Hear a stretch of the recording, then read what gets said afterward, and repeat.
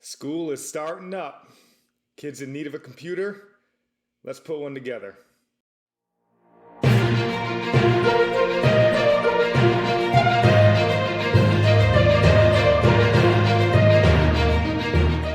Yo, what up YouTube? Crash Wilcox, and kind of getting back to my roots here after a couple of these laptop videos and other such things over the last couple weeks.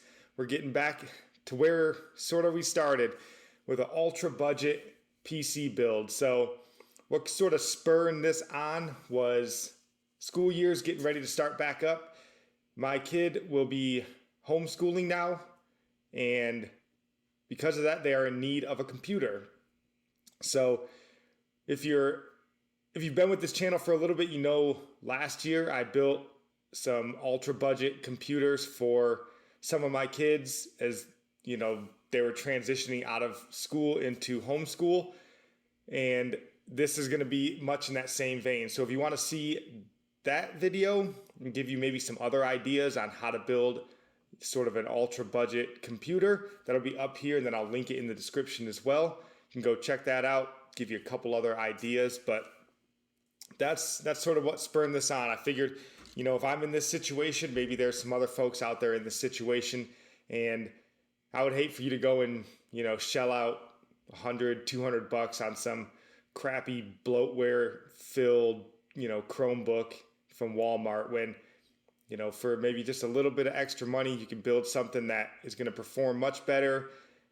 It's going to be enjoyable. Maybe you can build it with your kid, you know, kind of teach them something along the way and give you some room to grow down the road. And we'll kind of touch on upgrade paths as we go. So this is going to be, like I said, super budget computer. So we're going to run through the parts here, kind of give you where I bought them, how much we paid for them. Then we're going to move into kind of some benchmarks and yeah, the full build guide. So that'll be that. You can stick around for the full build guide if you want to see how to put this thing together. But with that being said, let's get into these parts. So as I always say when I'm doing a PC build, the backbone of any computer is the CPU, and that's no different for a budget computer. So for that, we are going with the Intel Pentium G6400. This is the sort of 10th gen version of the Pentium. It's a 2-core, 4-thread CPU, clocks up to, I believe, 4 gigahertz, and it fits into the LGA 1200 socket. So with that 10th gen CPU or Intel lineup coming, fits into the new motherboard. And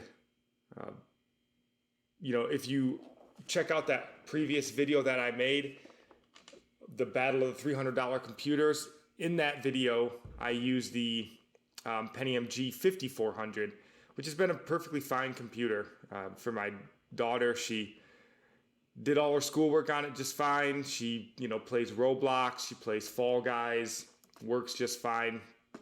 So 2-core, 4-thread, very basic CPU, but performs well. So, and then with that, like I said, it's the LGA 1200 socket. So we went with the H410A Pro motherboard from MSI. This is about as basic of a motherboard as you can get. I believe it's micro ATX and no bells, no whistles, just a, you know, a plain Jane motherboard, but it's going to be fitting into a plain Jane computer. And the thing about this motherboard is, you know, obviously it's nothing spectacular, but I would feel kind of walking down that upgrade path here. This I will say I think gives you some upgrade path. Now obviously you're not going to go and throw a 10900K in this thing someday, but you know, I'd feel perfectly comfortable throwing a 10th gen i3 in here. You know, if that's something she was growing into and maybe started doing something a little more demanding, you know, you could go to a 4-core, 8-thread CPU. And that'll give you a lot of performance gain over a Pentium. But, you know, I would say that's probably the extent of the upgrade path here that I would go on this motherboard. So there is some room for growth, just not a lot. It has like one M.2 slot on it, one PCIe slot on it, 2 RAM slots. So very basic, but it meets her needs just fine. Power supply, again, plain Jane here. That's going to be the name of the game. 400 watt EVGA power supply. Nothing to say about that. Non-modular. 400 watts will be more than enough for what she's going to need for this computer. And it's, I believe, ketchup and mustard, but this case doesn't have, a glass side panel, so you won't really be seeing that anyway, so not a big deal there. Plenty of power. For the RAM, we went with one stick of 8 gigabytes, 3000 megahertz. Again, she's using it mostly for school.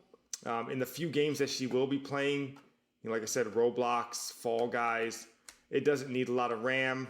And dual channel would certainly perform better, but I mean, at what cost? And I haven't mentioned the price on this stuff. So the Pentium G6400 I got for $64 on Amazon.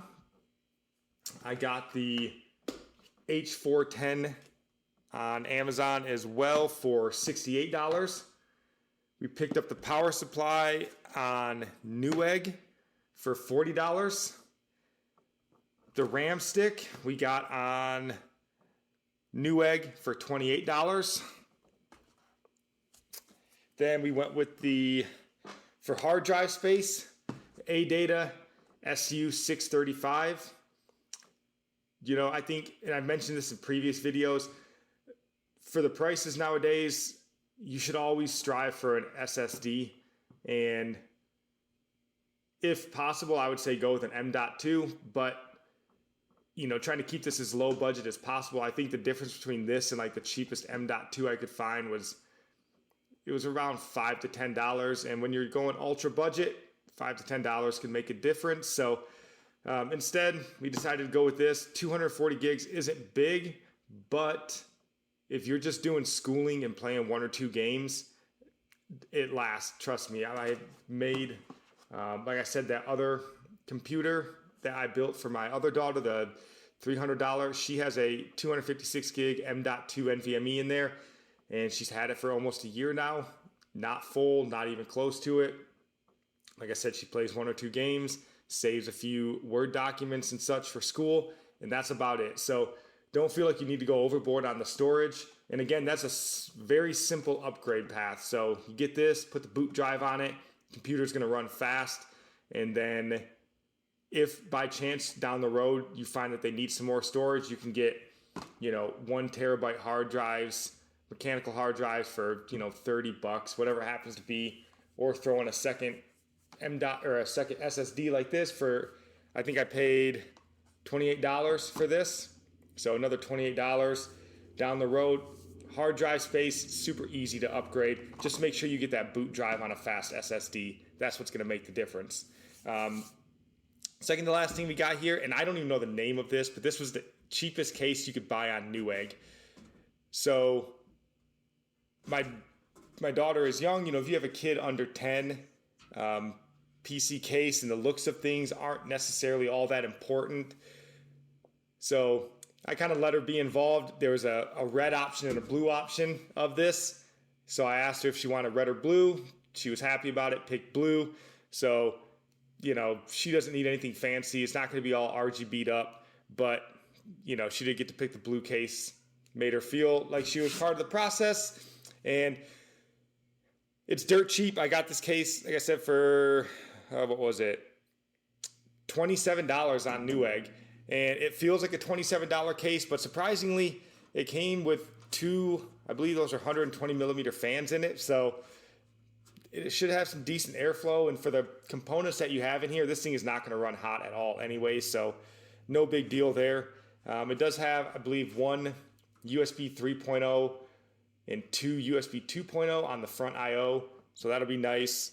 But yeah, just you can't get more basic than this case. but surprisingly, 2 fans, I'll take it. So 28 bucks for that. And then last but not least, we even squeezed a graphics card into this thing. So if you saw the previous videos that I made, those were $300 PCs without a graphics card. This one we picked up on Mercari, used for $45, I think, and then we paid basically 10 bucks for shipping, so $55, and we got a RX 550, and that should perform very well. You know, not much to say about this. Like I said, you're playing Roblox, you're playing Fall Guys. You don't need anything, you know, outrageous. You know, my daughter, the other $300 PC that I built, she has a RX, or I think it's a R9 280. So the previous generation to this, and plays every game she wants to play on it just fine. 1080p. You know, it's got HDMI, it's got DisplayPort. Yeah, not much to say. This will be a good graphics card. I think it should perform well, and I think this might be the least of what she would need to upgrade anytime soon. So I feel like this is a good deal. You might be able to get something a little bit cheaper if you want to do a lot of digging, but time is of the essence as school is right around the corner, so you can't dig too long. Sometimes you just need to pull the trigger and get the best deal that you can at the moment. So that's what we got here. So all in all,